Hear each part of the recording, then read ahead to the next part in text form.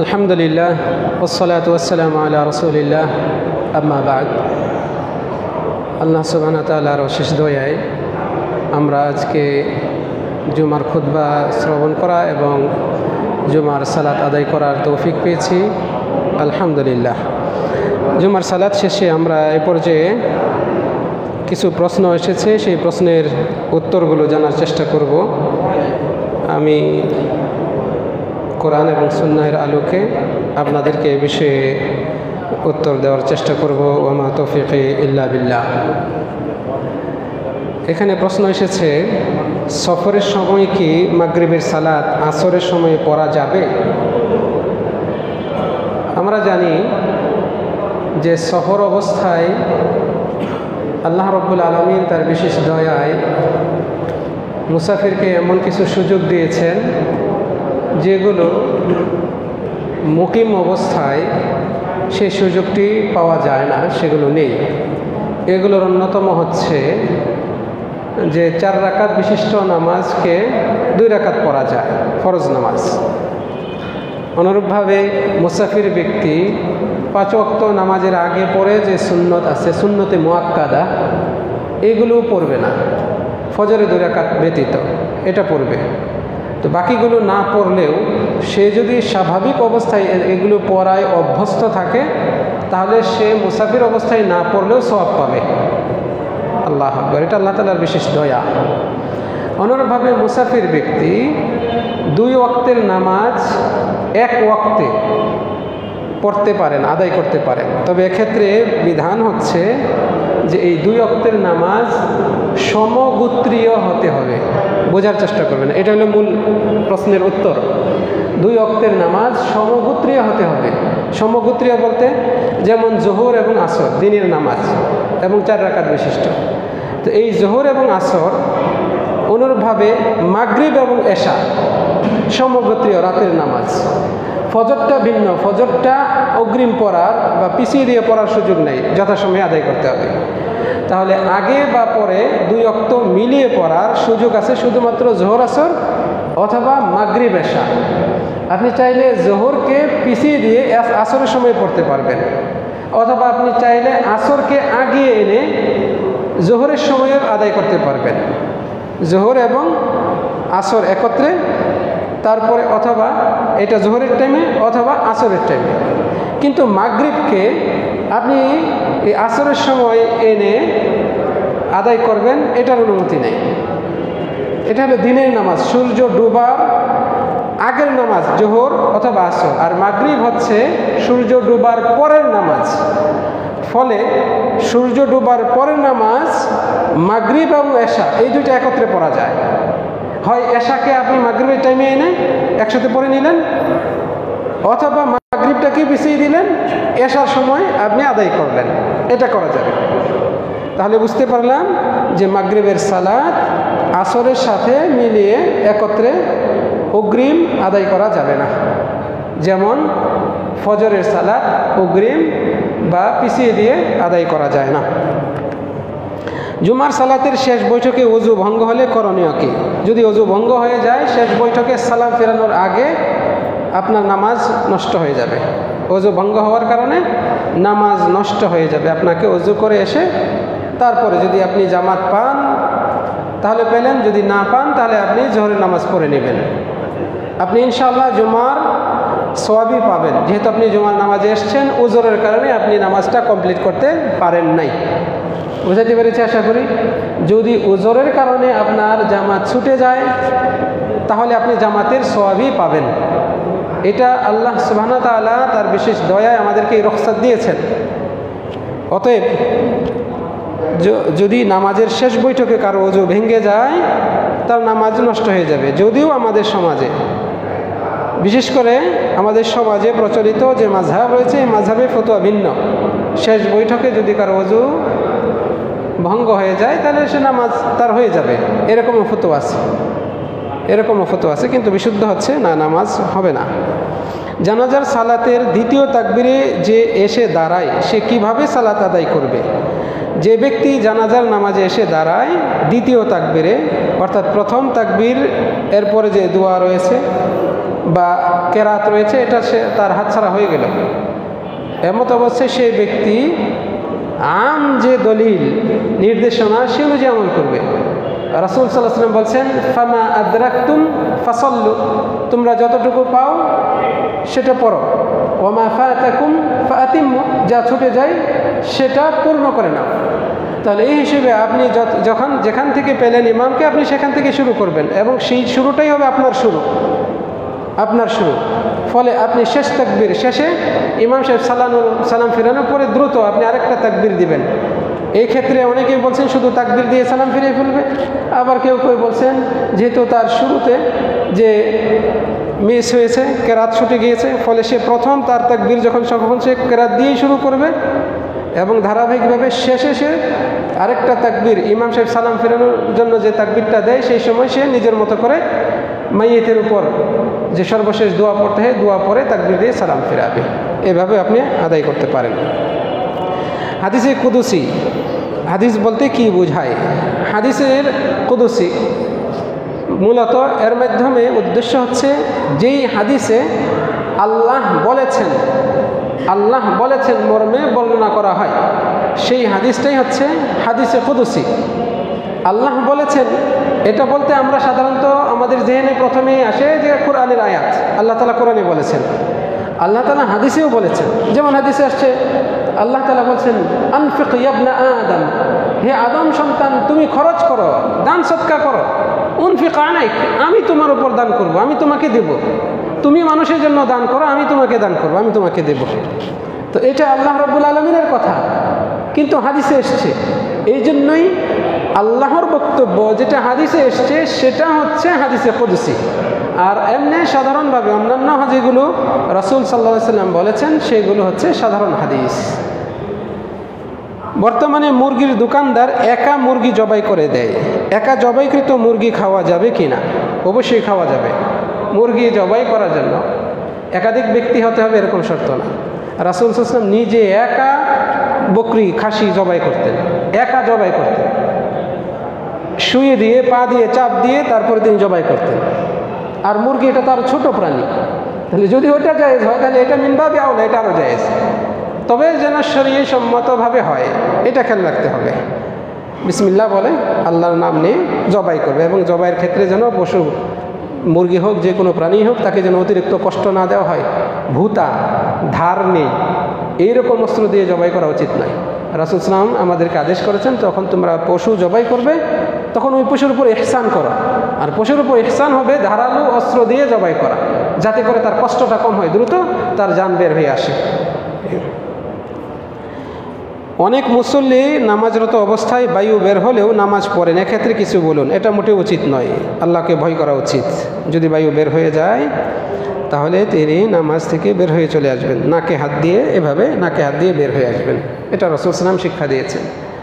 যদি কারো নামাজে বায়ু নির্গত হয় তাহলে সে নাক এভাবে ধরে বের হয়ে আসবে, যাতে করে হয়তো যদি সে লজ্জা বোধ করে অন্তত এটার কারণে আশপাশের মানুষ যে দেখবে সে মনে করবে হয়তো তার নাক দিয়ে রক্ত বের হচ্ছে বা নাকের সমস্যা বা প্রচণ্ড সর্দি, এই জন্য সে বের হয়ে আসছে।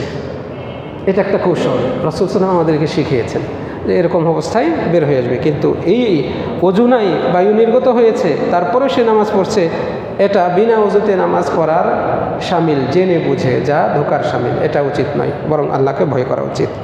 রাসূল সাল্লাল্লাহু আলাইহি ওয়াসাল্লাম একদিন নামাজে দাঁড়ালেন, ফজরের নামাজ, সাহাবারা দাঁড়িয়ে গেছেন। রাসূল সাল্লাম কোনো বর্ণনা এসছে যে তাকবীরে তাহরিমা দিয়ে দিয়েছেন। এরপরে মনে পড়লো তিনি তো জুনুবি অবস্থায়, অপবিত্র, স্ত্রীর সাথে সহবাস করেছেন রাত্রিবেলায়, গোসল করেন না। সাথে সাথে মনে হওয়ার পরে তিনি নামাজ ছেড়ে দিলেন। যারা দাঁড়িয়েছিল নামাজে তাদেরকে ইশারা করলেন তোমরা এভাবেই থাকো। তিনি তাড়াতাড়ি চলে গেলেন, গিয়ে গোসল করে দ্রুত গোসল করে ওযু করে আসলেন, মাথা দিয়ে পানি ঝরছিল, তারপরে তিনি নামাজ বাকিটা পড়ালেন। রাসূল সাল্লাল্লাহু আলাইহি ওয়াসাল্লাম এই কাজ করেছেন, জুনুবি ছিলেন। আর বায়ু নির্গত হওয়া ওইটার চেয়ে আরও সহজ সাধারণ একটা বিষয়, তবুও তিনি লজ্জাবোধ করেন নাই। বুঝাইতে পেরেছি? কাজে এক্ষেত্রে আমাদের এই বিষয়গুলো স্মরণ করতে হবে। সালাতের দ্বিতীয় রাকাতে সূরা ফাতিহা ও অন্য সূরা পড়ার পূর্বে বিসমিল্লাহির রহমানির রহিম নাকি শুধু বিসমিল্লাহ পড়তে হবে? বিসমিল্লাহির রহমানির রহিম পুরোটাই পড়বেন। একজন পুরুষের বুক শরীর অন্য পুরুষ দেখলে সেই পুরুষের মেধা কমে যায়, কথাটি কি সঠিক? না, এটা মোটেও সঠিক নয়, এটা একটা বানোয়াট কুসংস্কার। কোনো অমুসলিমকে দান সৎকার করা যাবে কি? হ্যাঁ, সাধারণভাবে যে কোনো অমুসলিম যে দুস্থ গরিব এবং সে মুসলমানদের বিরুদ্ধে কোনো কার্যক্রম করে না, কট্টর মুসলিম বিদ্বেষী না, সাধারণ মুসলিম, সাধারণ অমুসলিম সমাজে বাস করে, আমাদের আশপাশেই বাস করে, কিন্তু অভাবী, দুস্থ, চিকিৎসা করতে পারছে না, ঘরে খাবার নেই, আপনি তাকে সহযোগিতা করেন। ইসলাম আমাদেরকে এই মানবিকতার শিক্ষা দেয়, এই মানবিকতার শিক্ষা দেয়। মুআজ রাদিয়াল্লাহু আনহুর বাড়িতে একদিন বকরি জবাই করা হলো, মাংস আশপাশে সবাইকে দিচ্ছেন। মুআজ রাদিয়াল্লাহু আনহুর বাড়িতে এসে জিজ্ঞেস করেন, এই যে আমাদের প্রতিবেশী অমুসলিম ইহুদি লোকটা আছে, তার বাড়িতে কি কিছু মাংস পাঠিয়েছ? এইভাবে খোঁজ নিয়েছেন সাহাবী, যে আমাদের প্রতিবেশী যে একজন ইহুদি আছে, তার বাড়িতে কিছু মাংস পাঠাও নাই? চিন্তা করে। তাহলে ইসলাম কিন্তু মানবিকতার ধর্ম, এটার প্রতি উদ্বুদ্ধ করে। তবে জাকাত দেওয়া যাবে না, জাকাত না, সাধারণ দান সৎকার এটা দিবেন। জাকাতের নির্দিষ্ট খাত রয়েছে এবং সেই খাতের একটা খাত হচ্ছে যে সমস্ত অমুসলমান মুসলিম হতে পারে এরকম আশা করা যায়, মনটা ভালো, অর্থ সংকট আছে, টাকা পয়সা দিলে হয়তো আশা করা যায় যে মুসলিম ইসলাম গ্রহণ করবে, শুধুমাত্র ওই উদ্দেশ্যে তাকে দেওয়া যেতে পারে। কি আমল করলে জান্নাতের কাছে যাওয়া যাবে ও জাহান্নাম থেকে দূরে থাকা যাবে?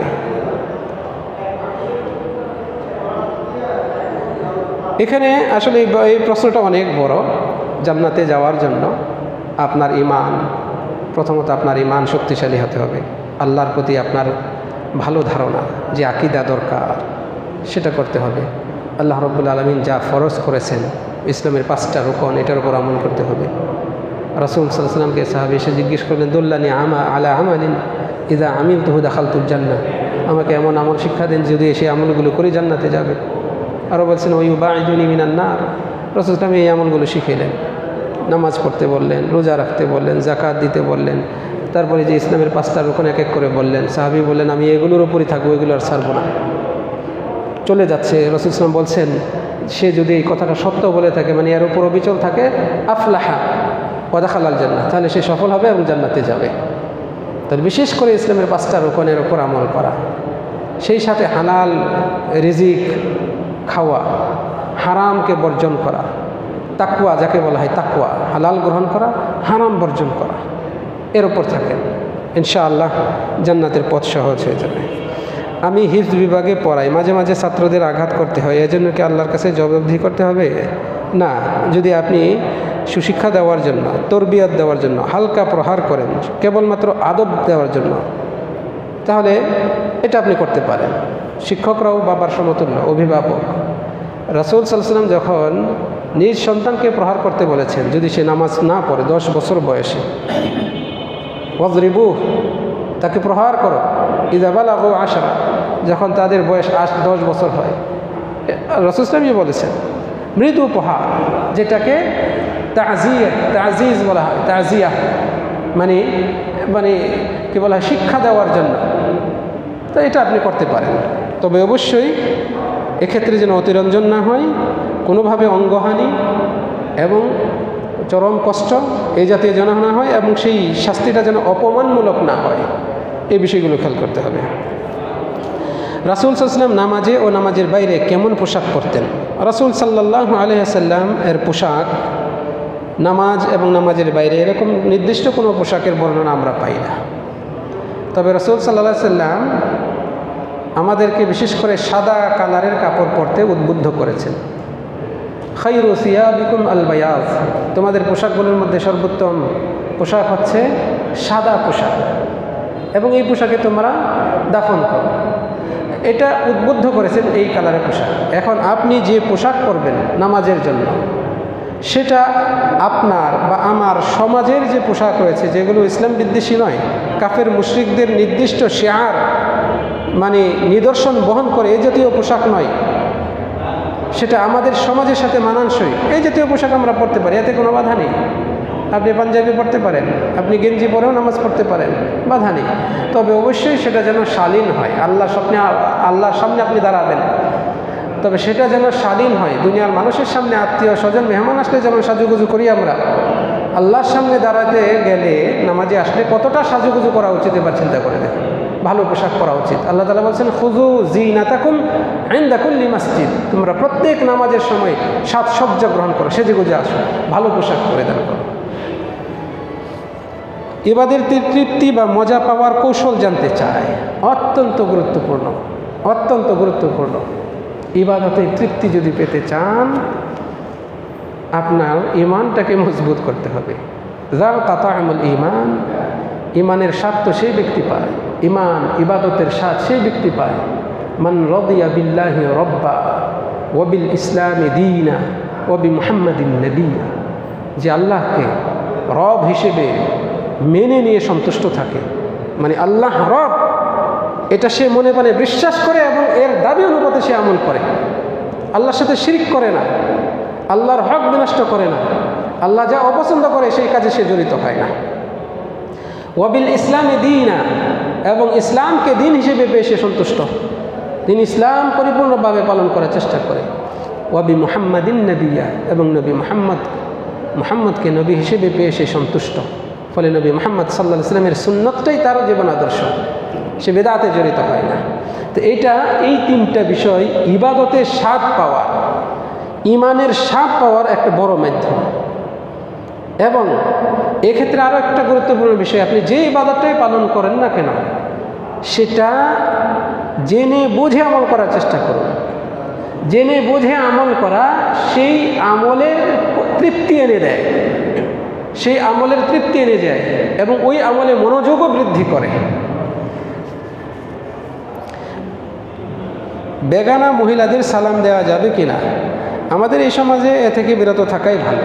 ফিতনার যেহেতু আশঙ্কা বেশি থাকে, এমন একটা সমাজে বাস করি, আপনার হয়তো ভালো নিয়ত, বেগানা নারী, আপনি সালাম দিলে ইসলামী শরীয়তের দৃষ্টিতে আলেমগণ এই পরামর্শ দিয়েছেন, যদি ফিতনার আশঙ্কা থাকে তাহলে দিবেন না। এক্ষেত্রে বিশেষ করে যুবতী মেয়ে, স্কুল কলেজ ভার্সিটি পড়ুয়া মেয়ে, এগুলোকে সালাম দেবেন না, এদেরকে সালাম দেবেন না, যেহেতু এখানে ফিতনার বড় আশঙ্কা রয়েছে। তবে যদি বৃদ্ধা মহিলা হয়, বয়স্কা, দিলে দিতে পারে, সালাম দিলে দিতে পারে, মুসলিম হিসেবে একে অপরকে সালাম দিতে পারে। তবে যদি এখানে ফিতনার আশঙ্কা থাকে তাহলে সতর্ক থাকবো আমরা। আবারও বলছি, মূল হচ্ছে দিতে পারবো, সালাম বিনিময় করা ইসলামের শিআর, এবং এটা যে কোনো ব্যক্তিকে দিতে পারে, নারী পুরুষ যে কাউকে দিতে পারে। তবে যদি ফিতনার আশঙ্কা থাকে তাহলে এক্ষেত্রে অবশ্যই সতর্ক থাকতে হবে। বর্তমানে জন্ম নিবন্ধনে বয়স কমিয়ে দেওয়া হয়, এটি কি ইসলামের দৃষ্টিকোণ থেকে কতটুকু অপরাধ? অবশ্যই এটা অপরাধ, এটা ধোঁকার সামিল, বয়স গোপন করা। কারণ এর উপর অনেক কিছু নির্ভর করে। আপনার যেখানে চাকরি নেবেন, যেখানে যে বয়সটা নির্ধারণ করা আছে, সেখানে আপনি জন্ম নিবন্ধনে 3 বছর কমিয়ে দিলেন, তার মানে আপনার বয়স 3 বছর বেশি, তাহলে এটা আপনি মিথ্যার উপর আপনি চাকরিটা নিলেন। আপনার বিয়ে করতে গেলেন, পাত্রীপক্ষ বা পাত্রপক্ষ তাদের শর্ত হচ্ছে 25-এর উপরে বয়স হলে বিয়ে করাবো না, অমুক মেয়েকে বিয়ে করব না, বা মেয়ে পক্ষ বলছে 30 বছরের বেশি হলে ছেলের সাথে বিয়ে দেবো না, অথচ আপনার 33 বছর বয়স, কিন্তু সার্টিফিকেট অনুপাতে 30 বছর। তাহলে এটা ধোঁকা না? এটা ধোঁকা, নিঃসন্দেহে এটা ধোঁকা, এটা করা যাবে না। এছাড়াও আরও অনেক বিষয় এর সাথে জড়িত আছে। নামাজে দাঁড়ালে না চাইতেও দুনিয়ার বিভিন্ন কথা বা চিন্তা মাথায় আসে, এজন্য নামাজের মনোযোগ নষ্ট হয়, এর থেকে বাঁচার উপায় কি?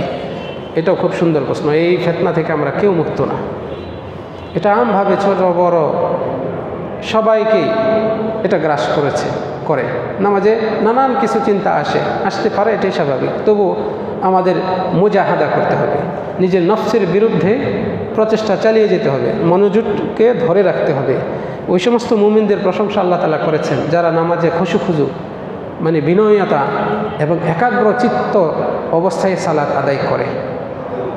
ওয়াল্লাযীনা হুম আলা সালাওয়াতিহিম খাশিউন, যারা তাদের নামাজে খুশু অবলম্বন করে। কদ আফলাহাল মুমিনুন, এভাবে আল্লাহ রাব্বুল আলামিন সূরা মুমিনুনে উল্লেখ করেছেন।